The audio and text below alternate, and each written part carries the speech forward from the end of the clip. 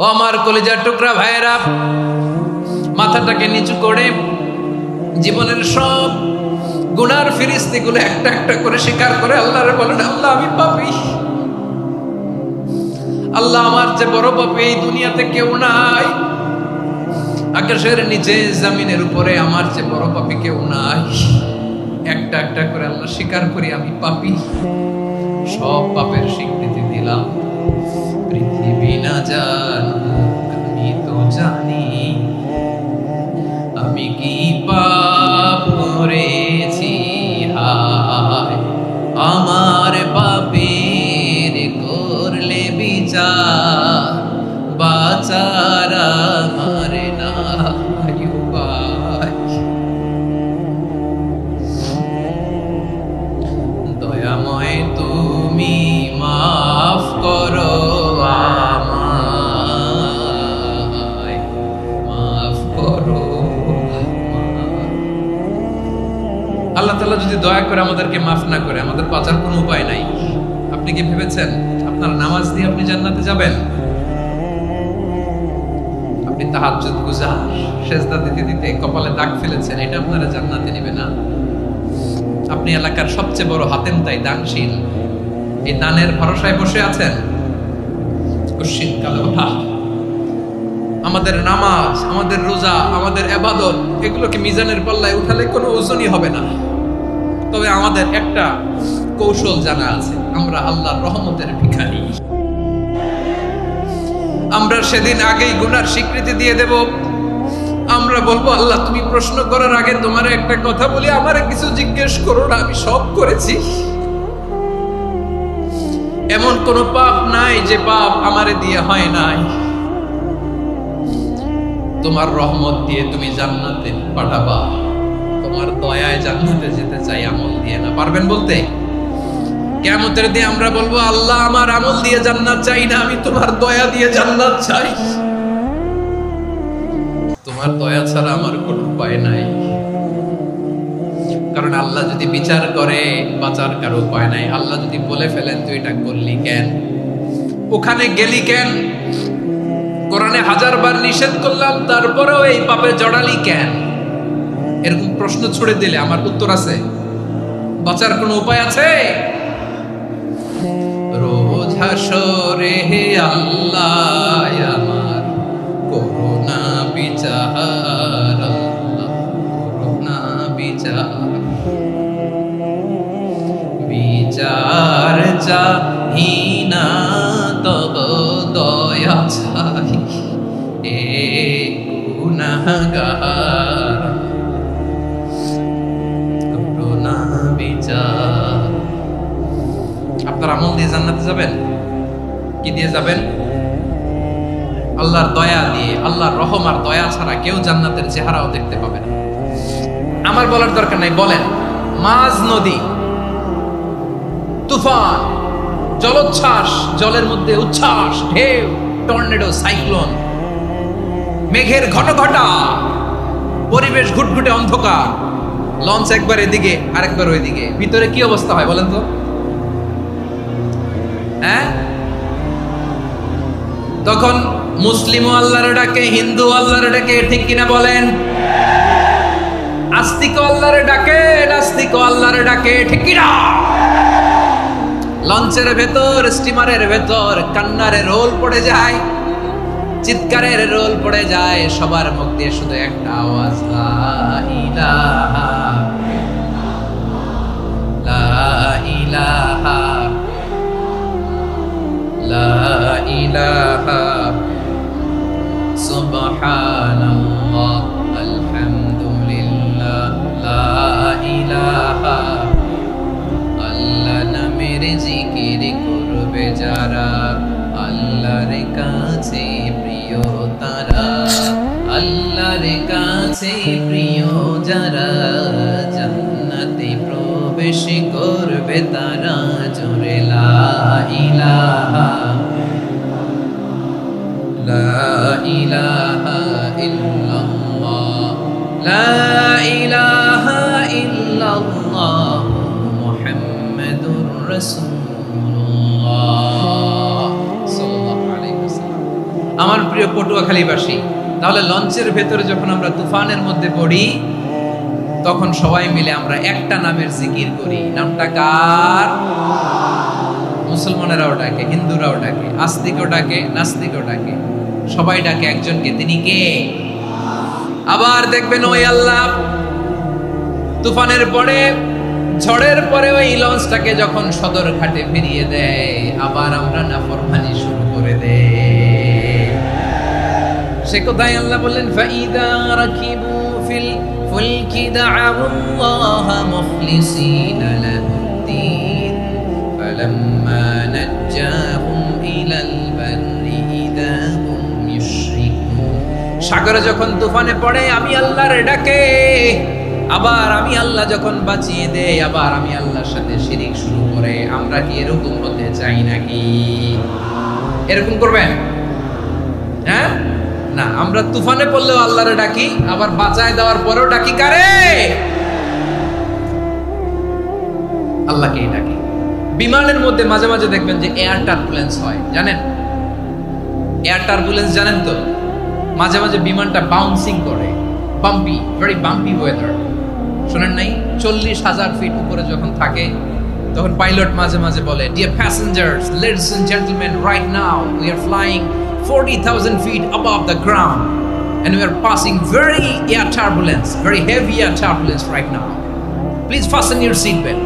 দেখবেন মাঝে মাঝে বলে যে ভদ্র মহিলা, ভদ্র মহোদয়গণ, আমরা 40,000 ফিট উপর দিয়ে যাচ্ছি আর এয়ার টার্বুলেন্স ফেস করছি, মেহেরবানি করে আল্লাহর রাস্তে সিট বেল্ট বাঁধুন। তখন বিমানটা এরকম বাউন্সিং করে, শেকিং করে। আপনারা মুখোমুখি হয়েছেন? ইদানিং এই এয়ার টার্বুলেন্স বেড়ে গিয়েছে। গত বছর আমার ইন্টারন্যাশনাল অনেকগুলো ফ্লাইট ছিল, তো আমি দেখলাম যে আগের ফ্লাইটগুলোর তুলনায় এখন এয়ার টার্বুলেন্স খুব বেশি। আমি একটু রিসার্চ করে দেখলাম ক্লাইমেট চেঞ্জের কারণে, জলবায়ু পরিবর্তনের কারণে আকাশের বাতাসের মুভমেন্টে পরিবর্তন হয়েছে, ফলে এখন বিমান শেকিং করে বেশি, বাউন্সিং, বাম্পি ওয়েদার। তো বলেন তো 40,000 ফিট উপরে যখন আপনি, কয় হাজার ফিট? সবাই বলুন কয় হাজার ফিট? 40,000 ফিট উপরে যখন আপনি, তখন যখন বিমানটা এরকম বাউন্সিং করে, সবাই যখন ভমিটিং করে বিমান নষ্ট করে দেয়, বমি করে, তখন বাঁচানোর কে আছে আল্লাহ ছাড়া? কেউ আছে? ওই মুহূর্তেও সবাই মিলে একজনকে ডাকে আওয়াজ করে বলেন তিনি কে? মাঝে মাঝে কিছু সোশ্যাল মিডিয়ায় কিছু ভিডিও পাওয়া যায় যে হেভি যখন এয়ার টার্বুলেন্স হয় 10 সেকেন্ড 15 সেকেন্ডের কিছু ভিডিও পাওয়া যায়, বিমানটা এরকম বাউন্সিং করছে, বাম্পি ওয়েদার, কাঁপছে, মানুষগুলো বমি করছে, অক্সিজেন মাস্কগুলো সব ঝুলে পড়েছে, বিমানটা শুধু কাঁপছে। তখন দেখবেন বিমানের ভেতরেও এরকম লঞ্চের মতো চিৎকার আছে না নাই? বিমানের ভেতরেও তখন চিৎকার। গত বছর হিথ্রো এয়ারপোর্ট থেকে সিঙ্গাপুর এয়ারলাইন্সের একটা ফ্লাইট, হিথ্রো টু চাঙ্গি, একটা ফ্লাইটে এমন বেশি এয়ার টার্বুলেন্সের শিকার হয়েছিল এই এয়ারক্রাফটটা, 33 জন যাত্রী সেখানে আহত হয়েছে, একজন যাত্রী নিহত হয়েছে। কেবিন ক্রুজ, এয়ার হোস্টেস যারা আছে, একজনের নাক ফেটে, চোখ ফেটে, কপাল ফেটে, ব্লিডিং হয়ে শয়লা। প্রিয় ভাইয়েরা, 40,000 ফিট উপরে বিমানটা যখন কাঁপবে, তখন আমাদেরকে আল্লাহ ছাড়া আর কেউ বাঁচানোর আছে? এত আস্তে বললে হবে? ওই কঠিন মুহূর্তে আমার বাবা আমারে বাঁচাতে পারে, আমার বন্ধু আমারে বাঁচাতে পারে। এই গ্রাউন্ডে, জমিনের বুকে আমার প্রোটোকল, আমার ক্ষমতা, আমার দাম্ভিকতা, কোনো কিছু আমারে বাঁচাতে পারে? একজন ছাড়া। চিল্লায় বলতে হবে তিনি কে? সে আল্লাহ বললেন, গোলাম আমি বিপদের সময় ঠিকই তোমাদের বাঁচিয়ে দেই। ওই বিমানের ভেতরে 40,000 ফিট উপরে যখন তোমরা এয়ার টার্বুলেন্সের শিকার হও, তখন নাস্তিকও আল্লাহরে ডাকে, হিন্দু আল্লাহরে ডাকে। জোরে বলেন ঠিক কিনা? আবার বিমানটা যখন শান্ত হয়ে যায়, একটু পরে বিমানের স্ক্রিনের মধ্যে হিন্দি সিনেমা খোঁজে। বিমানের স্ক্রিনে কিন্তু বিশাল ওখানে আফলাম ফিল্মের একেবারে বোঝাই করা। বিমানটা শান্ত হলে আবার হিন্দি সিনেমা দেখা শুরু করে। একটু আগে ডাকছিল কারে? দেখবেন বাংলাদেশে আমাদের ক্রিকেটাররা যখন অন্য কোনো দেশের সাথে খেলে, অনেক সময় এমন হয় বল বাকি একটা, রান দরকার 6টা। বল বাকি কয়টা? পটুয়াখালী বোঝে নাই বোধহয়। বল বাকি কয়টা? রান দরকার। আপনি দেখবেন ক্যামেরাম্যান তখন গ্যালারিতে খালি দেখায় দর্শকদের যে কি অস্থিরতা। হিপ হপ স্টাইলের মেয়েটা, যে মেয়েটার ওড়না এতক্ষণ ছিল গলায়, এতক্ষণ কই ছিল, ওই মেয়েটা দেখবেন ওড়নাটা টেনে মাথায় দিয়ে এরকম মুনাজাত ধরতেছে, আল্লাহ আল্লাহ একটা সক্কা, আল্লাহ আল্লাহ আমার লাল সবুজের পতাকারে তুমি অপমানিত কইরো না আল্লাহ, ইন্ডিয়ার সাথে আমাদের খেলা আল্লাহ আল্লাহ একটা ছক্কা, একটা পুরো পুরো খেলা জুড়ে এই মেয়ের ওড়না ছিল গলায়, কিন্তু যখন 1 বলে 6 রান দরকার ওড়না চলে আসছে কোথায়? মাথায়। আবার মুনাজাত আছে না নাই? ঠিকই বাংলাদেশের দামাল ছেলে এমন এক শট মারলো, বল চলে গেল স্টেডিয়ামের বাইরে, ছক্কা, জিতে গেলাম আমরা। পুরো স্টেডিয়াম জুড়ে চিৎকার, হই হুল্লোড়, মौज মাস্তি। যেই মেয়েটা মাথার মধ্যে ওড়না দিয়ে এতক্ষণ সুবহানাল্লাহ সুবহানাল্লাহ বলে আল্লাহর কাছে দোয়া করেছে, ওই মেয়ে এখন আবার ওড়না ফেলে দিয়ে নাচা শুরু করে দিয়েছে।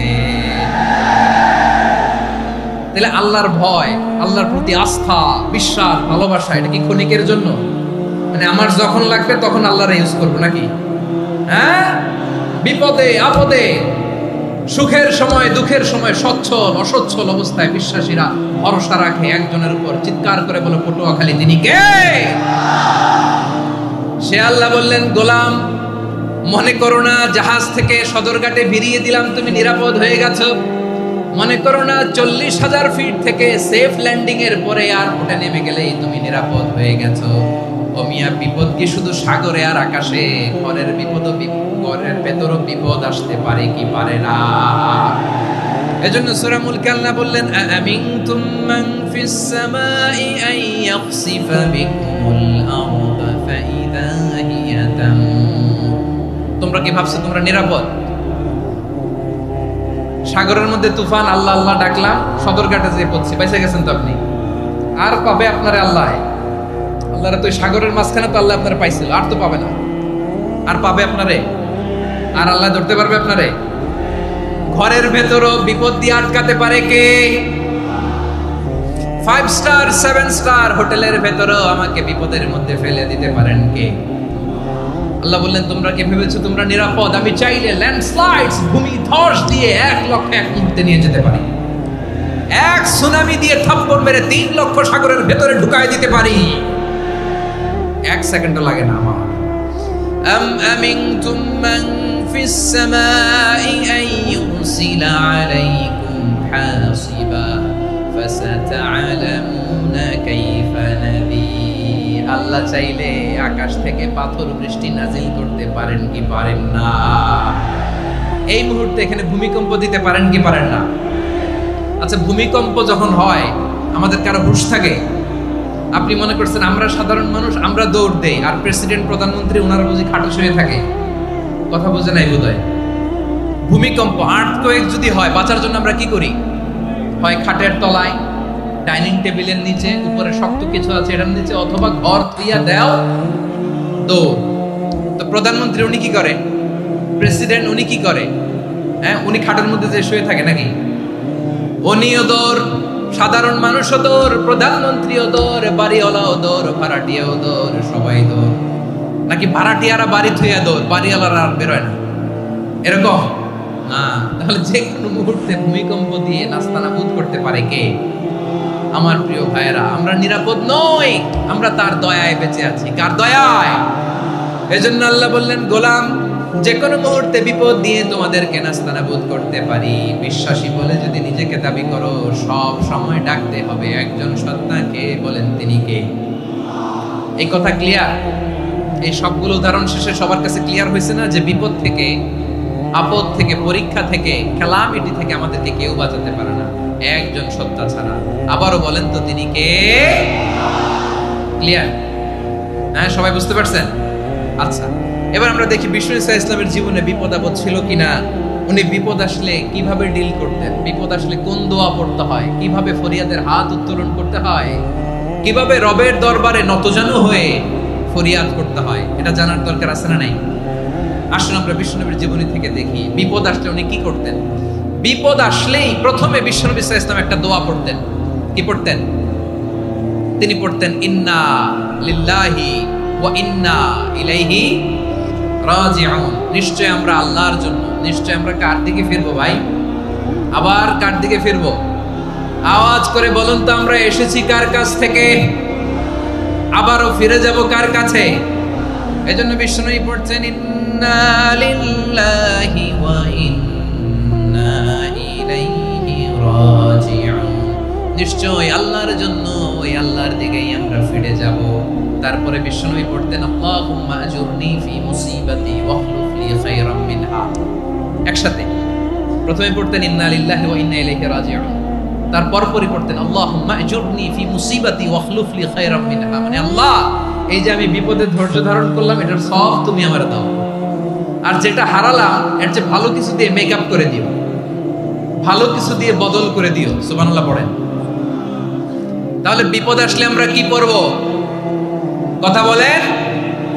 এই যে আমি শুয়েছিলাম, নাশিদ গাচ্ছিল ওরা, এদেশে পরস্পরে দেখা হলে দেয় সালাম, এদেশে আমজনতার হৃদয় জুড়ে পাকালাম, এদেশে বিপদ এলে সর্বজনে সর্বক্ষণে দোয়া পড়ে ইন্না লিল্লাহি। কি পড়ে?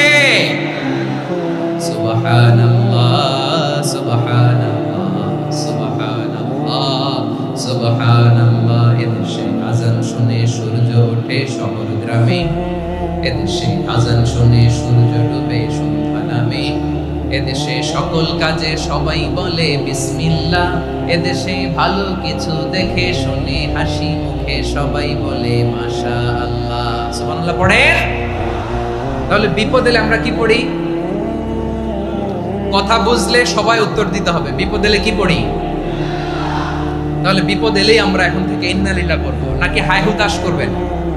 একদল আছে হাই হুতাশ করে, হায় আল্লাহ রে মোর কি হইল রে, মই কি হরমু রে, মই কমবে যামু রে, আছে না নাই? এরকম বিলাপ করতে নিষেধ করেছেন বিশ্বনবী। কি করব, কই যাব, কি হবে, হায় হায়, এরকম হাহুতাশ আছে না নাই? বিশ্বাসীরা হাহুতাশ করে না, তারা ইন্না লিল্লাহ পড়ে। কি পড়ে? মনে থাকবে, আমরা পড়বো ইন্না লিল্লাহি ওয়া ইন্না ইলাইহি রাজিউন। নিশ্চয়ই আমরা আল্লাহর জন্য, আমরা আল্লাহর দিকেই ফিরে যাব।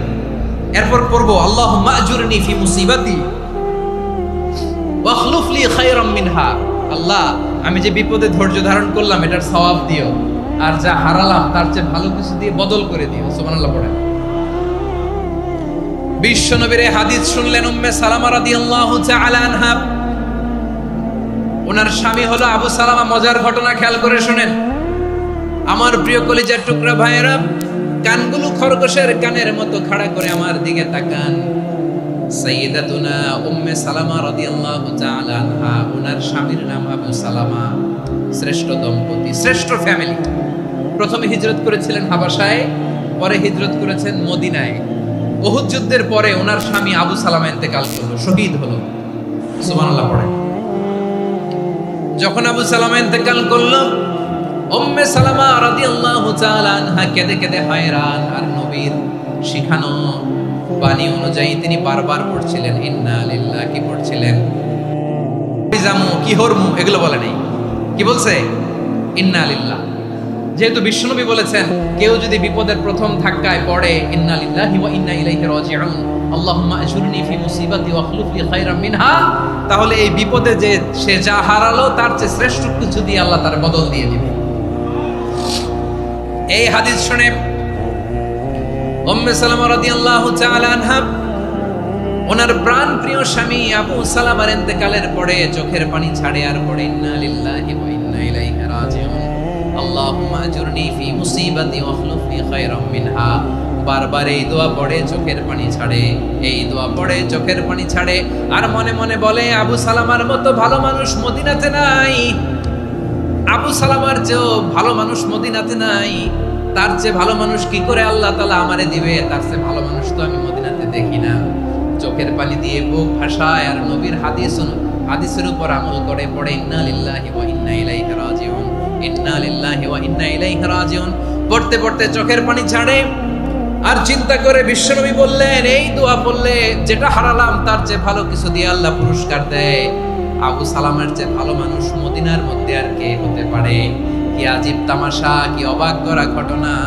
কিছুদিন পরে দেখা গেল সাইয়্যিদুল মুরসালিন রাহমাতাল লিল আলামিন স্বয়ং বিশ্ব নবী উম্মে সালামাকে বিয়ের প্রস্তাব পাঠিয়েছে।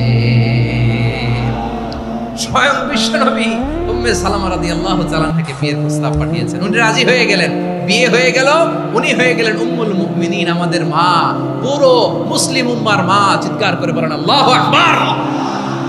তাহলে আমার প্রাণপ্রিয় ভাইয়েরা, বিপদে পড়লে আমরা পড়বো ইন্না লিল্লাহি ওয়া ইন্না ইলাইহি রাজিউন, আল্লাহুম্মা আজুরনি ফি মুসিবাতি ওয়া খলুফ লি খায়রাম মিনহা। করবেন? করবেন না?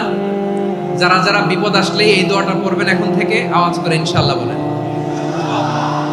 যা হারাইছেন তার চেয়ে শ্রেষ্ঠ জিনিস দিয়ে বদলা দিবে কে? বিশ্বাস হয়? একটু সন্দেহ লাগে মনে হয়, একটু সন্দেহ আছে। যাদের বিশ্বাস হবে তাদের কি আল্লাহ উত্তম বদলা দেবে, ঠিক কিনা বলেন? তাহলে বিপদে পড়লেই প্রথমে আমরা এটা পড়ব। দোয়াগুলো যদি এখন মুখস্থ না হয়, এই যে রেকর্ডিং হচ্ছে, পেয়ে যাবেন, কালকেই পেয়ে যাবেন। শুনে শুনে মুখস্থ করবেন। আমার মায়েরা, আমার বোনেরা, আপনাদের জন্য 3টি মাঠের অ্যারেঞ্জমেন্ট করা হয়েছে, আমি জানি।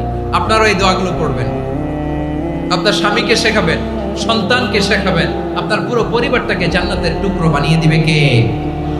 তাহলে বিপদ আসলে প্রথমে কি পড়তে হবে এটা জেনে গেলাম। এরপরে বিপদ আসলে নিজেকে কি করে আল্লাহর কাছে সঁপে দিতে হয় এটাও জানার দরকার আছে না নাই? বিপদে প্রথমে ইন্নালিল্লাহ বললাম, ধৈর্য ধারণ করলাম, বিপদ থেকে উদ্ধারের সর্বোচ্চ চেষ্টা করলাম। আমার কাজ যখন শেষ, তখন আমি আমার এই বিষয়টা আল্লাহর কাছে সঁপে দিব। কার কাছে সুপর্দ করব? কার কাছে? বিপদে বললে কেমন করে নিজেকে আল্লাহর কাছে সঁপে দিতে হয়, আসুন সাইয়েদনা ইব্রাহিম আলাইহিস সালামের জীবনী থেকে জানি। আল্লাহর খলিল ইব্রাহিম আলাইহিস সালাম আমাদের মতো সমাজ ব্যবস্থা পায় নাই। আমরা জন্মের পরে আমাদের কানের ভেতরে আজান দিয়েছে কে? একামত দিয়েছে কে? আমাদের বাপ-দাদারা আমাদের কানে আজান দিয়েছে কি? দেয় নাই। আমাদের জন্মের পরেই তো আজান, একামত, বাড়ির পাশে মসজিদ, প্রতিদিন আজান, জুমার খুতবা, প্রতি মাসে মাসে তাফসীরুল কোরআন মাহফিল, মসজিদ, মিনারা, অভাব নাই, ঠিক কিনা বলেন?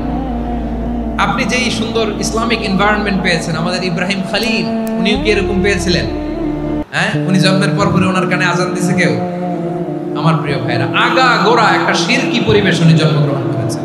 উনি ছাড়া ওই তল্লাটে একজনও আল্লাহর উপর বিশ্বাসী নাই। কল্পনা করতে পারেন? গোটা তল্লাটে, গোটা দেশে বিশ্বাসী মুমিন, আল্লাহর উপর বিশ্বাস স্থাপনকারী কয়জন? সবাই বলেন কয়জন? বাকি সব মুশরিক। বাকি সব মুশরিক নিজের সাথে নিজে শক্ত বোঝাপড়া করে, অ্যানালজি করে, সেলফ কনভারসেশন করে উনি মহা সত্যের সন্ধান পেয়েছে। উনি আকাশের তারা দেখে ভাবে মনে হয় এটাই আমার খোদা, পরে দেখে তারা নাই, মনে মনে বলে না তাইলে এটা না। আবার চাঁদ দেখে বলে চাঁদটা বড় মায়া লাগে, মনে হয় এটাই আমার রব, পরে দেখে চাঁদও নাই, কয় না এটা না। এরপরে দ্বিপ্রহরের জলজলে সূর্যটা খা খা করে গোটা পৃথিবীটারে রৌদ্র দিয়ে তাতিয়ে রাখে। তিনি ভাবলেন মনে হয় এটাই আমার রব, কারণ এটাই তো সবচেয়ে বড়। কিন্তু বিকেল বেলা ওই সূর্যটাও যখন চলে যায়, সাইয়েদনা ইব্রাহিম বলে না এটাও তো নাই, আমার খোদা যদি আমারে ছেড়ে চলে যায়, বিপদে পড়লে আমারে উদ্ধার করবে কে? এভাবে নিজের সাথে অ্যানালজি, সেলফ কনভারসেশন করতে করতে করতে তিনি মহা সত্যের সন্ধান পেয়েছেন। সুবহানাল্লাহ।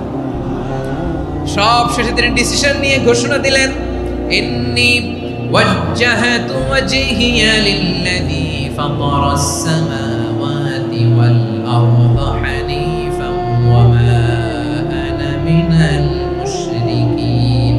নিশ্চয় আমি এমন সত্তার দিকে মনোনিবেশ করলাম, মুখাপেক্ষী হলাম, যিনি আকাশ বানিয়েছেন, জমিন বানিয়েছেন, আমি মুশরিক নই। সুবহানাল্লাহ। পারতেন? আপনি পারতেন? কেউ নাই, লক্ষ লক্ষ মুশরিক, আপনি একা। ওনার মতো এরকম বিচক্ষণতা দিয়ে আল্লাহরে খুঁজে পাইতে পারতেন আপনি? কি নবী ছিল, আল্লাহকে খুঁজে পেয়েছে। যখন আল্লাহর ইবাদত শুরু করলো, এই কথা ছড়ায় পড়লো চারদিকে। নমরুদ সাইয়েদনা ইব্রাহিমকে ডেকে পাঠালেন। নমরুদ বলে, ইব্রাহিম তুমি নাকি মূর্তির পূজা না করে কোন নতুন রবের ইবাদত করো, কে তোমার রব? সাইয়েদনা ইব্রাহিম বললেন রব্বি আল্লাযী ইউহয়ী ওয়া ইউমীত, আমি এমন রবের ইবাদত করি যিনি জীবন দেন, যিনি মৃত্যু দেন। নমরুদ বলে তাই নাকি? তোমার রব জীবন দেয় মৃত্যু দেয়, আর এটা তো আমি দেই, আমিও তো জীবন দেই, আমিও তো মৃত্যু দেই। সাইয়েদনা ইব্রাহিম বললেন কেমন করে তুমি জীবন দাও মৃত্যু দাও একটু দেখাও তো। নমরুদ জেলখানা থেকে দুজন কয়েদিকে ডেকে আনলো, কয়েদি এনে অর্ডার করলো একটাকে এখনই শিরোচ্ছেদ, হেড অফ, ডেথ পেনাল্টি, মৃত্যুদণ্ড দেয়া হলো, ফিনকি দিয়ে রক্ত বের হলো। নমরুদ বলে দেখো দুজনকে ধরে আনলাম, একজন কয়েদিকে দিলাম ডেথ পেনাল্টি, মৃত্যুদণ্ড, ওরে মৃত্যু দিলাম, আরেকজন যে দাঁড়িয়ে আছে চাইলে ওরেও আমি মৃত্যুদণ্ড দিতে পারি, কিন্তু না, ওরে আমি দিব না, ওরে আমি বাঁচায়া দিলাম, ছেড়ে দিলাম, মানে জীবন দিলাম। দেখো ইব্রাহিম তোমার চোখের সামনে একজনরে মৃত্যু দিলাম আর একজনরে জীবন দিলাম। আপাত দৃষ্টিতে তাই তো, একজনরে তো জীবন দিল আরেকজনরে মৃত্যু দিল। সাইয়েদনা ইব্রাহিম এবার বিপাকে পড়ে গেলেন, কিন্তু এক একজন নবীকে আল্লাহ এমন উইজডম বিচক্ষণতা দিয়ে এই জমিনে পাঠিয়েছেন, মুহূর্তের মধ্যে আল্লাহর খলিল ইব্রাহিম বললেন فإن الله يأتي بالشمس من المشرق فأت بها من المغرب فبهت الذي كفر। আল্লাহর খলিল ইব্রাহিম বললেন নমরুদ বুঝলাম তুমি জীবন দাও মৃত্যু দাও দেখলাম, কিন্তু আমার রব আমার আল্লাহ প্রতিদিন সকালবেলা উষা লগ্নে ওই পূর্ব দিগন্ত থেকে সূর্যটাকে উদিত করেন, সাঁঝের বেলা, বিকেল বেলা, কুথুরি লগ্নে, সন্ধ্যা বেলা ওই দ্বিপ্রহরের জলে সূর্যটাকে পশ্চিম দিগন্তে ডুবিয়ে দেন। মানে সকালবেলা পূর্ব দিক থেকে উদিত করা সূর্যটাকে পশ্চিম দিকে বিকেলে তিনি ডুবিয়ে দেন। তুমি যদি পারো ওই সূর্যটাকে পশ্চিম দিক থেকে উদিত করে পূর্ব দিকে ডুবিয়ে দাও। সুবহানাল্লাহ পড়বেন না? দেখেন ইনস্ট্যান্ট ইন্টেলেক্ট, মুহূর্তে বিচক্ষণতা, উইজডম কাকে বলে? নমরুদ পারবে? নমরুদের বাপ পারবে? ওর দাদা, ওর 14 গোষ্ঠী, গোটা বিশ্বের সব ক্ষমতাধর রাষ্ট্রনায়করা একসাথে হলে পারবে? ফাবুহিতাল্লাযী কাফার পারে নাই, ব্যর্থ হয়েছে। এবার তেলে বেগুনে জ্বলে উঠেছে, রেগে মেগে আগুন বলে ফালকুহু ফিল জাহিম, ওর সাথে তর্ক নাই, না পেরে এবার এটারে আগুনে ফেলা। বিশাল বিশাল গাছ কেটে লাকড়ি এনে আগুনের কুণ্ডলি বানানো হলো, দাও দাও দাও দাও করে আগুন জ্বলে। আল্লাহর খলিল ইব্রাহিমকে আগুনে নিক্ষেপ করা হবে। আল্লাহর খলিল সাইয়েদনা ইব্রাহিমের হাতের মধ্যে রশি দিয়ে টাইট করে বাঁধা হলো, পায়ের মধ্যেও টাইট করে রশি দিয়ে বাঁধা হলো। আল্লাহর খলিল ইব্রাহিমকে আগুনের কুণ্ডলির মধ্যে ফেলা হবে। ওমিয়া আপনি যে বিপদের কারণে ভয় পান, হতাশ হন, এটা কোনো বিপদ ওনার বিপদের সামনে? পটুয়াখালী আওয়াজ করে বলুন, সাইয়েদনা খলিল ইব্রাহিমের বিপদের সামনে আমাদের বিপদগুলো কোনো বিপদ? কোনো বিপদই না, এটা কোনো বিপদই না। হাত পা বেঁধে টাইট করে নিক্ষেপ করা হবে, সিম্পলি ফেলা যাবে না, কারণ দাও দাও করে দ্য ব্লেজিং ফায়ার, এমন আগুনের কুণ্ডলি কাছে যাওয়া যায় না, আগুনের উত্তাপে নিক্ষেপ করা হবে। হাতে রশি বেঁধে, পায়ে রশি বেঁধে আল্লাহর খলিল ইব্রাহিম আলাইহিস সালামকে আগুনের মধ্যে নিক্ষেপ করা হবে। আহা, এটার বলে অগ্নি পরীক্ষা। উনি অগ্নি পরীক্ষার সম্মুখীন হয়েছেন, এজন্য কঠিন পরীক্ষাকে আমরা অগ্নি পরীক্ষার সাথে তুলনা করি, ঠিক কিনা? সাইয়েদনা জিবরাইল এসে বললেন, ও আল্লাহর খলিল, ওরা তো আপনার হাতও বেঁধে ফেললো, পাও বেঁধে ফেললো, নড়াচড়ার সুযোগ নাই, বলেন আমি জিবরিল ফেরেশতা আপনার জন্য কি করতে পারি? আল্লাহর খলিল ইব্রাহিম বলেন, ও জিবরাইল, তোমার কাছে আমার কোনো চাওয়া পাওয়া নাই। সুবহানাল্লাহ বলেন। তোমার কাছে বলার কিছু নাই, তোমার সাহায্যের আমার দরকার নাই। সাইয়েদনা ইব্রাহিম আলাইহিস সালামকে হাতে পায়ে রশি বেঁধে, হাত পা বাঁধা অবস্থায় জ্বলন্ত অগ্নিকুণ্ডে যখন নমরুদের দলবল নিক্ষেপ করবে, আল্লাহর খলিল কিভাবে নিজেকে আল্লাহর কাছে সঁপে দিয়েছেন, পটুয়াখালীর ভাইরা খেয়াল করে শুনুন। হাত পা বেঁধে আল্লাহর খলিলকে যখন নিক্ষেপ করা হবে, তিনি মুখ ফুটে বলে ফেললেন, হাসবুনাল্লাহু ওয়া নি'মাল ওয়াকিল। হাসবুনাল্লাহু ওয়া নি'মাল ওয়াকিল, আমার জন্য আল্লাহই যথেষ্ট। আমার আমার জন্য আল্লাহই যথেষ্ট, তিনি আমার সবচেয়ে বড় গার্ডিয়ান, তিনি আমার সবচেয়ে বড় অভিভাবক। জিব্রাইলের সাহায্যে রফারকে ফিরিয়ে দিলেন, দুনিয়ার বুকে কারো কাছে কিছু বলেন নাই, মুখ ফুটে বলেছেন হাসবুনাল্লাহ। ও আমার পটুয়াখালীর প্রাণের ভাইয়েরা, খেয়াল রাখবেন, কোন বান্দা তার হাতে থাকে সব চেষ্টাটুকুন করার পরে মুখ ফসকে মুখ দিয়ে যখন বলে ফেলে হাসবুনাল্লাহ, বান্দা যখন হাসবুনাল্লাহ বলে ফেলে, ওই ব্যাপারটা ডিল করার দায়িত্ব স্বয়ং আল্লাহ আরশের উপর থেকে নিয়ে নেয়। আপনি যখন বলে ফেলবেন হাসবুনাল্লাহ, এটা ডিলিং করবে কে তখন? চিল্লায় বলেন না, তিনি কে? বান্দা তার সাধ্যের সবটুকু চেষ্টার পরে নতজানু হয়ে যখন বলবে হাসবুনাল্লাহ, আল্লাহ তুমি আমার জন্য যথেষ্ট, নি'মাল ওয়াকিল, তুমি আমার শ্রেষ্ঠ অভিভাবক, তখন তার কি দরকার না দরকার এটা ডিল করে স্বয়ং আল্লাহ। নিক্ষেপ করা হলো সাইয়েদনা ইব্রাহিমকে অগ্নিকুণ্ডলিতে। হাজার হাজার মানুষের দৃশ্য দেখার জন্য জড়ো হয়েছে এরকম বিশাল ময়দানে। কিন্তু কি অবাক করা ঘটনা, সবাই ভয় পাচ্ছিল, না জানে কি হয়ে যায়। আল্লাহর খলিলকে যখন আগুনের কুণ্ডলিতে নিক্ষেপ করা হয়, আল্লাহর খলিল ইব্রাহিম আগুনের কুণ্ডলের মধ্যে বসে বসে মানুষগুলোর দিকে তাকিয়ে হাসতে শুরু করে দেয়। কারণ আকাশ থেকে রব্বুল আলামিন স্পেশাল ভার্ডিক্ট নাজিল করেছেন, স্পেশাল হুকুম জারি করেছেন, কুলনা ইয়া নারু কুনি বারদান ওয়া সালামান আলা ইব্রাহিম। ও আগুন, খবরদার, সৃষ্টির শুরু থেকে তোকে একটা ধর্ম আমি বাতলে দিয়েছিলাম, তোর ধর্ম, আগুনের ধর্ম হলো যা পাবে জ্বালিয়ে সারখার করবে। আল্লাহ বলল, আগুন, তোর ধর্ম দিয়েছিলাম, তুই সব জ্বালিয়ে পুড়িয়ে সারখার করে দিবি, কিন্তু ক্ষণিকের জন্য আমি তোর জ্বালিয়ে দেওয়ার ক্ষমতাটাকে কেড়ে নিলাম, জ্বালিয়ে ভস্ম করে দেওয়ার ক্ষমতা আমি কেড়ে নিলাম। কুনি বারদান, ঠান্ডা হয়ে যা, কিন্তু এত বেশি ঠান্ডা হবি না আবার আমার ইব্রাহিমের জন্য সর্দি লেগে না যায়। সুবহানাল্লাহ, এত আস্তে বললে হবে? কুনি বারদান, বারদ মানে বরফ, ঠান্ডা, ঠান্ডা হ, কিন্তু এত ঠান্ডা হবি না যাতে আমার ইব্রাহিমের কষ্ট হয়। আগুন বলে, আল্লাহ একবার বললাম ঠান্ডা হ, আবার বলো এত ঠান্ডা হবি না যাতে খলিলের সর্দি না লাগে। কেমন ঠান্ডা হব, কেমন এনভায়রনমেন্ট তৈরি করে দেব বলো? আল্লাহ বললেন, সালামান আলা ইব্রাহিম, আমার খলিল, আমার কলিজা, আমার ইব্রাহিমের জন্য তুই জান্নাতের কুল বাগিচা হয়ে যা। ও ভাই, নবী মুসার মতো ঈমান হলে রাস্তা হবে সাগর জলে, নবী ইউসুফের মতো ঈমান হলে একে একে দরজা খোলে। নবী ইব্রাহিমের মতো ঈমান যদি আজও থাকে বিদ্যমান, অগ্নিকুণ্ডে দেখতে পাবে খুবসুরত এক ফুল ভাগা। কুলনা ইয়া নারু কুনি বারদান ওয়া সালামান আলা ইব্রাহিম। বান্দা যখন মুখ দিয়ে বলে হাসবুনাল্লাহ, আমার আল্লাহ আমার জন্য যথেষ্ট, এই বলে যখন নিজেকে সঁপে দেয়, তার কি লাগবে ওই দায়িত্ব স্বয়ং নিয়ে নেয় কে? সবাই বলেন, স্বয়ং নিয়ে নেয় কে?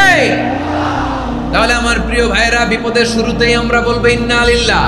শুরুতে কি বলবো? এরপরে যেই বাক্যটা পড়ে নিজের পরিস্থিতিকে আল্লাহর দরবারে সঁপে দিব, সেটা হচ্ছে হাসবুনাল্লাহ। সেটা কি? বিষ্ণু বলেন, লা ইয়াজালু লিসানুকা রাতাবান মিন যিকরিল্লাহ, সব সময় আল্লাহর স্মরণ দিয়ে, জিকির দিয়ে জিহ্বাটারে সিক্ত রাখো।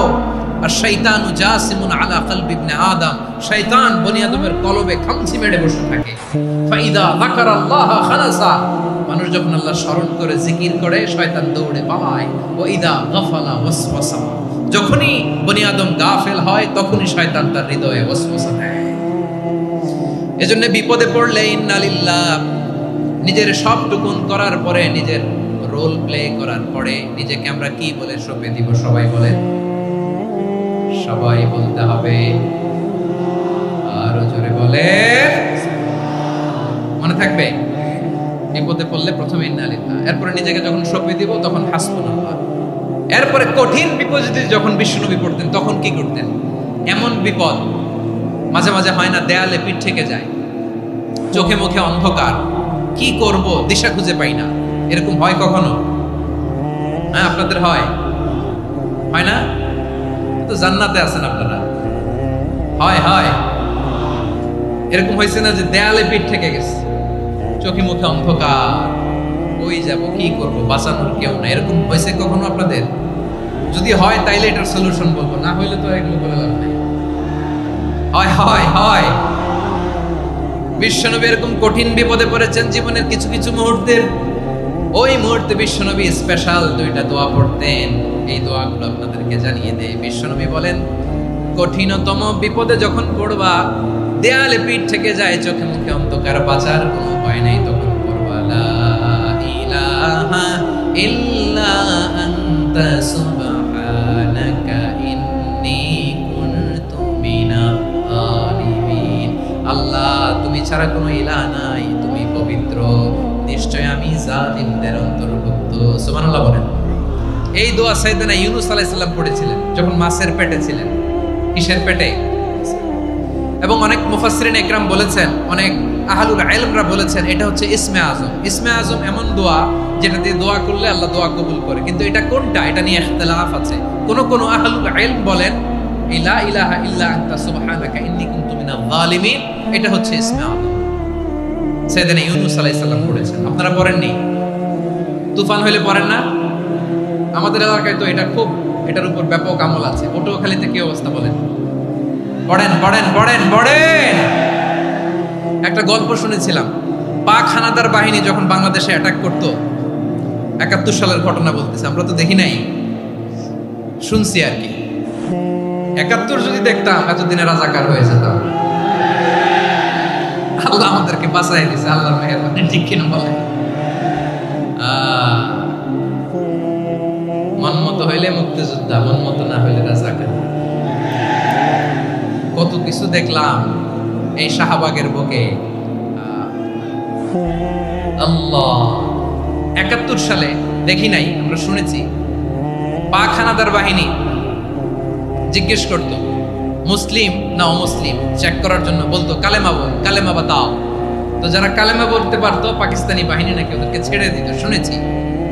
তো একজনকে, এক বাঙালি রে পেয়ে তার মাথার মধ্যে বন্দুকের নল ধরে বলতেছে কালেমা বল, সালে কালেমা বাতা, কালেমা বল। তো ভয়ের চড়ে এই দোয়া পড়া শুরু করছে।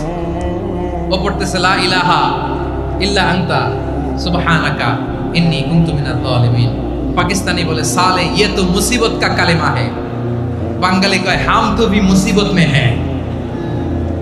পাকিস্তানি বলে বেটা কোন দোয়া বললি, এটা তো মুসিবতের কালেমা। কয় আমিও তো মুসিবতে আছি, আমার মাথার মধ্যে বন্দুক ধরে তুমি আমার কালেমা জিজ্ঞেস করো, এখন কোনটা কালিমা আর কোনটা কি দোয়া, আমার হুঁশ আছে নাকি? প্রিয় ভাইরা, আসলে এটা দুআউল মুসিবা, বিপদে পড়লে এই দোয়া পড়তে হয়। লা ইলাহা ইল্লা আনতা সুবহানাকা ইন্নী কুনতু মিনাল যালিমিন, এটা পড়বেন আপনারা। এই দোয়া পড়ে সাইয়েদনা ইউনূস আলাইহিস সালাম মাছের পেট থেকে রক্ষা পেয়েছিলেন। রক্ষা করেছিল কে? তুমি ইউনূস নবী রে যখন খাইলো মাছেতে গিলিয়া, ফেরেশতা পাঠাইয়া দিলে ইসমে আজম দিয়া। প্রাণে ছিল যাহার ভয় সেথা পাইল আশ্রয়, প্রাণে ছিল যাহার ভয় সেথা পাইল আশ্রয়। মাছের পেট হতে সে যে পেল পরিত্রাণ। আল্লাহু আল্লাহু তুমি জাল্লে জালালুহু, শেষ করা তো যায় না গে তোমার গুণগান। আল্লাহু আল্লাহু, সুবহানাল্লাহ পড়ে। লা ইলাহা ইল্লা আনতা সুবহানাকা ইন্নী কুনতু মিনাল যালিমিন। বিশ্বনবী বললেন, দেয়ালে পিঠ থেকে গেলে, চোখে মুখে অন্ধকার, বাঁচার কোনো উপায় নাই, তখন এই দোয়াটা পড়তে হবে। এই দোয়া পড়ে আল্লাহর কাছে ফরিয়াদ করলে বিপদ মুক্ত করবেন কে? কেন এই দোয়াটা আল্লাহর কাছে বড্ড প্রিয় জানেন আমার ভাইরা? কারণ এই দোয়ার মধ্যে 3টা জিনিস আছে। আমি যেরকম আঙ্গুল উঁচু করেছি এরকম করেন তো। 3টা, কয়টা? 3টা। 1 নম্বরে হচ্ছে তাওহীদ, 2 নম্বরে তাসবিহ, 3 নম্বরে তাকরীর। আই রিপিট, আবারও বলছি, 1 নম্বরে তাওহীদ, 2 নম্বরে তাসবিহ, 3 নম্বরে তাকরীর। এই দোয়াটা আল্লাহর কাছে এত পছন্দনীয় কারণ এই দোয়ার প্রথম অংশে আছে তাওহীদ, আল্লাহর একত্ববাদের ঘোষণা। লা ইলাহা ইল্লা আনতা, ও আল্লাহ আপনি ছাড়া কোনো ইলাহ নাই, উপাস্য নাই। এই কথা বললে আল্লাহ বড় খুশি হয়ে যায়। সুবহানাল্লাহ পড়েন। এ দোয়ার দ্বিতীয় অংশে আছে তাসবিহ মানে আল্লাহর প্রশংসা, প্রশংসা সূচক বাণী। সুবহানাক সুবহানাক সুবহানাক, ও আল্লাহ আমি আপনার পবিত্রতা ঘোষণা করছি। সুবহানাক, এই কথা শুনলেও আল্লাহ খুশি হয়ে যায়। সুবহানাল্লাহ পড়েন। এই দোয়ার তৃতীয় অংশে আছে তাকরীর। তাকরীর মানে পাপের স্বীকৃতি। তাকরীর মানে কি? তাকরীর মানে পাপের স্বীকৃতি। এই দোয়ার তৃতীয় অংশে আছে ইন্নী কুনতু মিনাল যালিমিন, ও আল্লাহ আমি জালিমদের অন্তর্ভুক্ত। আল্লাহ আল্লাহ আমি জালেম, আল্লাহ আমি ভুল করেছি, অন্যায় করেছি, আল্লাহ আমি জালেমদের অন্তর্ভুক্ত। এই পাপের স্বীকৃতি, অ্যাকনলেজমেন্ট আল্লাহ বড় পছন্দ করে। যখন আল্লাহর কাছে আপনি ছোট হবেন, ছোট হতে হতে যত ছোট হবেন ওই দৃশ্যটা দেখতে আল্লাহ বড় পছন্দ করে। সুবহানাল্লাহ বলেন। 3 নম্বর অংশ ইন্নী কুনতু মিনাজ জালিমিন, আল্লাহ আমি জালেমদের অন্তর্ভুক্ত।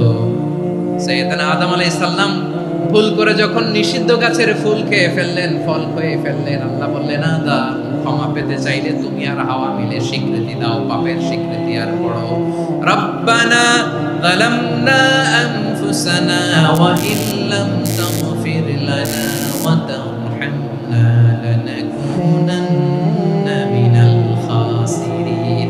ও আল্লাহ আমি আদম আর হাওয়া যালামনা আনফুসানা, আমরা আমাদের নফসের উপর বড় জুলুম করেছি। আল্লাহ ওয়া ইল্লাম তাগফির লানা ওয়া তারহামনা, আপনি যদি ক্ষমা না করেন, আপনি যদি দয়া পরবশ না হন, আপনি যদি রহম না করেন, আমরা তো ক্ষতিগ্রস্তদের মধ্যে শামিল হয়ে যাব। এই দোয়া করার সাথে সাথে সাইয়েদনা আদম আর হাওয়া আলাইহিস সালামকে ক্ষমা করে দিলেন কে? তাহলে এই দোয়ার 3 নম্বর অংশ তাকরীর, এটা আল্লাহ বড় পছন্দ করে। আমার কলিজার টুকরা ভাইয়েরা, গুনাহ করে শিকার যেতে হবে, এটা আল্লাহ ভালোবাসেন। সাইয়েদনা আবু বকর রাদিয়াল্লাহু তাআলা বিষ্ণু ইসলামকে বলেন, ইয়া রাসূলুল্লাহ আল্লিমনি দুআআন আদউ বিহি ফি সালাতি, নবী হে আপনি আমার এমন একটা স্পেশাল দোয়া শিখায়া দেন যে দোয়াটা আমি নামাজে পড়ব। নবী বললেন তাহলে তুমি পড়ো আল্লাহুম্মা ইন্নী যালামতু নাফসি যুলমান কাসীরান ওয়া লা ইয়াগফিরুয যুনুবা ইল্লা আনতা ফাগফিরলি মাগফিরাতাম মিন ইনদিকা ওয়ারহামনি ইন্নাকা আনতাল গফুরুর রহিম। সুবহানাল্লাহ। সালাম ফিরানোর আগে পড়েন, কথা কয়টা পড়েন পড়েন। ও আবু বকর, নামাজে যদি দোয়া করতে মনে চায় এই দোয়াটা পড়বা, আল্লাহুম্মা ইন্নী যালামতু নাফসি, আল্লাহ জুলুম করেছি আমার নফসের উপর, যুলমান কাসীরা অনেক জুলুম, ওয়া লা ইয়াগফিরুয যুনুবা ইল্লা আনতা, আপনি ছাড়া এই জুনুব এই পাপ ক্ষমা করার দ্বিতীয় কোনো রব নাই। আছে? আল্লাহ ছাড়া আমাদের গুনাহ আর কে কে ক্ষমা করতে পারে বলেন তো? কে পারে? কে? এজন্য আল্লাহরে বলবেন, আল্লাহ আমি ছাড়া তোমার গোলামের অভাব নাই, ও আমার রব আমি ছাড়া এই জমিনের বুকে তোমার গোলামের অভাব নাই, কিন্তু তুমি ছাড়া তো আমার দ্বিতীয় কোনো রব নাই। পারবেন বলতে? পারবেন? চোখের পানি ছেড়ে আল্লাহরে বলবেন, আল্লাহ তুমি আমার রব, তুমি আমার সব। কি বলবেন? আল্লাহ আমার রব। সবাই বলুন, আল্লাহ আমার রব, দমে দমে তনু মনে তারিও রব, আল্লাহ আমার রব। আল্লাহরে বলেন, আল্লাহ তুমি আমার রব, তুমি আমার সব। আল্লাহ আমি ছাড়া এই জমিনে তোমার গোলামের অভাব নাই, তুমি ছাড়া আমার দ্বিতীয় কোনো রব নাই। একথা বলে চোখের পানি ছেড়ে আল্লাহরে স্বীকৃতি দেন, আল্লাহ আমি পাপী, আল্লাহ জামিনে আমার চেয়ে বড় পাপী আর কেউ নাই। ওযু করে সিজদায় লুটিয়ে পড়ে চোখের পানি ছেড়ে আল্লাহরে পাপের স্বীকৃতি দেন, আল্লাহ এমন কোন জুলুম নাই, গুনাহ নাই আমি করি নাই, সগীরা কবিরা জেনে না জেনে ইচ্ছায় অনিচ্ছায় শিরকি বেদাতি সব গুনাহ করেছি। আল্লাহ আকাশের নিচে জমিনের উপরে আমার চেয়ে বড় গুনাহগার আর কেউ নাই।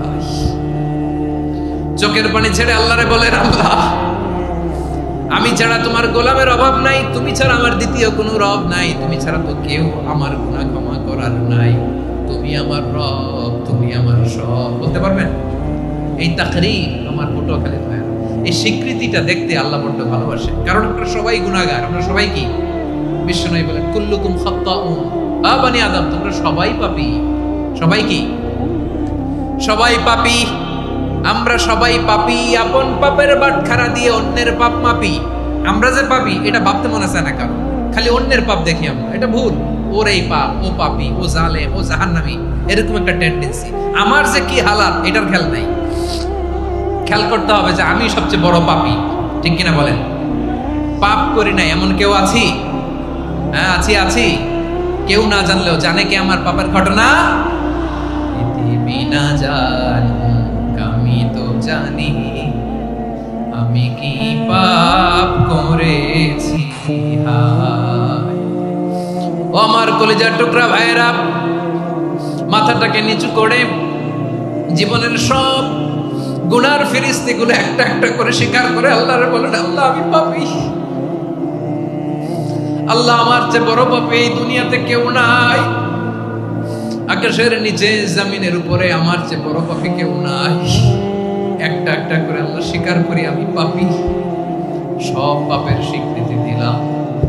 পৃথিবী না জানুক আমি তো জানি আমি কি পাপ করেছি।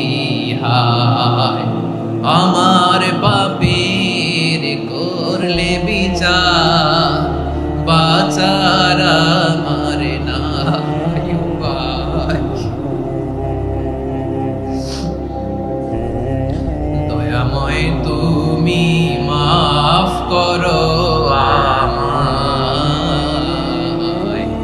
মাফ করো। আল্লাহ তাআলা যদি দয়া করে আমাদেরকে মাফ না করে, আমাদের বাঁচার কোনো উপায় নাই। আপনি কি ভেবেছেন আপনার নামাজ দিয়ে আপনি জান্নাতে যাবেন? আপনি তাহাজ্জুদ গুজার, সেজদা দিতে দিতে কপালে দাগ ফেলেছেন, এটা আপনারা জান্নাতে নেবে না। আপনি এলাকার সবচেয়ে বড় হাতেম তাই দানশীল, এই দানের ভরসায় বসে আছেন। কুশ্চিত কালো আমাদের নামাজ, আমাদের রোজা, আমাদের ইবাদত, এগুলোকে মিজানের পাল্লায় উঠালে কোনো ওজনই হবে না। তবে আমাদের একটা কৌশল জানা আছে, আমরা আল্লাহর রহমতের ভিখারি। আমরা সেদিন আগেই গুনার স্বীকৃতি দিয়ে দেব। আমরা বলবো, আল্লাহ তুমি প্রশ্ন করার আগে তোমার একটা কথা বলি, আমারে কিছু জিজ্ঞেস করো না, আমি সব করেছি। এমন কোন পাপ নাই যে পাপ আমারে দিয়ে হয় নাই। তোমার রহমত দিয়ে তুমি জান্নাতে পাঠাবা, তোমার দয়ায় জান্নাতে যেতে চাই, আমল দিয়ে না। পারবেন বলতে? কিয়ামতের দিন আমরা বলবো, আল্লাহ আমার আমল দিয়ে জান্নাত চাই না, আমি তোমার দয়া দিয়ে জান্নাত চাই। তোমার দয়া ছাড়া আমার কোনো উপায় নাই। কারণ আল্লাহ যদি বিচার করে বাঁচার কারো উপায় নাই। আল্লাহ যদি বলে ফেলেন তুই এটা করলি কেন, ওখানে গেলি কেন, কোরআনে 1000 বার নিষেধ করলাম তারপরেও এই পাপে জড়ালি কেন, এরকম প্রশ্ন ছুড়ে দিলে আমার উত্তর আছে? বাঁচার কোনো উপায় আছে?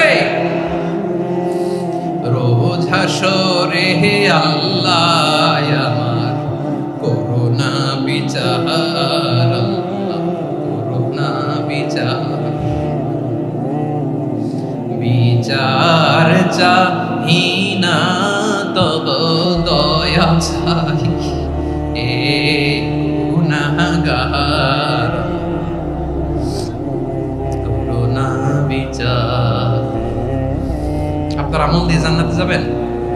কি দিয়ে যাবেন? আল্লাহর দয়া দিয়ে। আল্লাহর রহম আর দয়া ছাড়া কেউ জান্নাতের চেহারাও দেখতে পাবে না। আমার প্রিয় ভাইরা, এই দোয়া আল্লাহর কাছে পছন্দনীয় হওয়ার কারণ তিনটা। দোয়ার প্রথম অংশে আছে তাওহীদ, আল্লাহর একত্ববাদের ঘোষণা। এই দোয়ার দ্বিতীয় অংশ আছে তাসবিহ, আল্লাহর প্রশংসা সূচক বাণী। এই দোয়ার 3 নাম্বার অংশ পাপের স্বীকৃতি।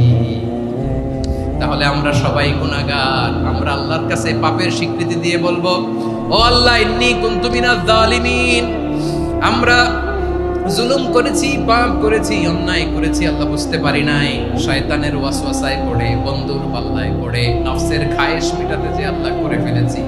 তুমি গুনাহ না মাফ না করলে আমাদের গুনাহ মাফ করার দ্বিতীয় কেউ নাই, ঠিক কিনা বলেন? এভাবে অনুতপ্ত হয়ে যদি আল্লাহর কাছে দোয়া করেন, দেয়ালে পিঠ থেকে গেছে, কোন রাস্তা নাই বের হওয়ার, ওই মুহূর্তেও আপনাকে বিপদ থেকে উদ্ধার করবে কে? বিশ্বনবী চরম বিপদে পড়লে 2টা দোয়া পড়তেন। প্রথম হলো এটা, লা ইলাহা ইল্লা আনতা সুবহানাকা ইন্নী কুনতু মিনাজ الظالمين এই দোয়াটা আমরা বেশি বেশি করব রাজি আছেন সবাই আওয়াজ করে পড়ুন ইনশাআল্লাহ চ্যানেলটিকে সাবস্ক্রাইব করে পাশে থাকা বেল বাটনটি অন করে দিন